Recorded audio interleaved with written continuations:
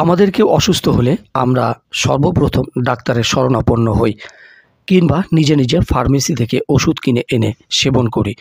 অথচ আমরা শুরুতেই অসুস্থতার জন্য আল্লাহর কাছে দোয়া করি না, দোয়ার গুরুত্ব বুঝতে পারি না। এমন অনেক রোগী আছে যারা আল্লাহর কাছে দোয়া করেই ভালো হয়ে গেছে।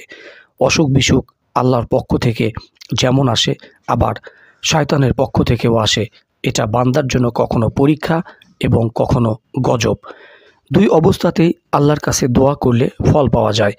আল্লাহর রাসূল সাল্লাল্লাহু আলাইহি ওয়াসাল্লাম একদিন সাহাবা রাদিয়াল্লাহু আনহু আজমাইনদেরকে উদ্দেশ্য করে বললেন, আমি আগামীকাল এমন এক ব্যক্তিকে পতাকা দেব যার হাতে আল্লাহ তাআলা বিজয় দান করবেন। তারা সারা রাত্রি আগ্রহ ভরে পার করল, ভাবল কাকে এ পতাকা দেওয়া হবে। যখন ভোর হলো তখন সকলে আল্লাহর রাসূল সাল্লাল্লাহু আলাইহি ওয়াসাল্লামের নিকট গিয়ে উপস্থিত হলো। তাদের প্রত্যেকেই এই আশা করছিলেন যে পতাকা বুঝি আমাকে দেওয়া হবে। অতঃপর তিনি বললেন, আলী ইবনু আবু তালিব কোথায়?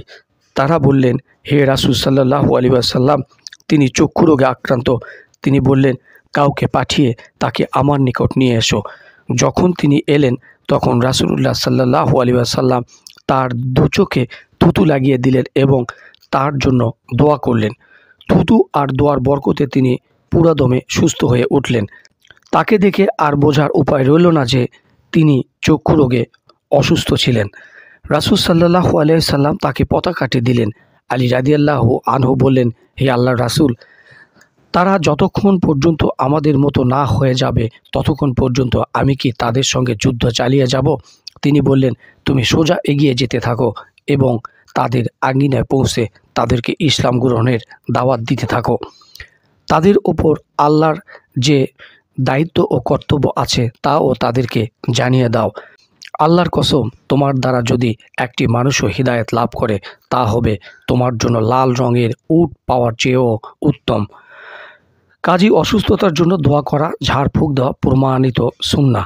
শায়খ মোহাম্মদ ইবনে সালি ইবনে উসাইমিন রহিমাহুল্লাহ বলেছেন, মানুষের ঈমান আজ দুর্বল হয়ে গেছে। আজ তারা শরিয়া হতে যে আরোগ্যের কথা বলা হয়েছে তা গ্রহণ করতে আগ্রহী নয়।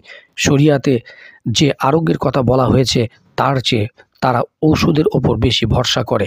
কিন্তু যখন কারো ঈমান মজবুত থাকে, শরিয়ার এই আরোগ্যগুলো সম্পূর্ণ কার্যকর হয়, এমনকি ঔষধের চাইতেও এটি ভালো কাজ করে।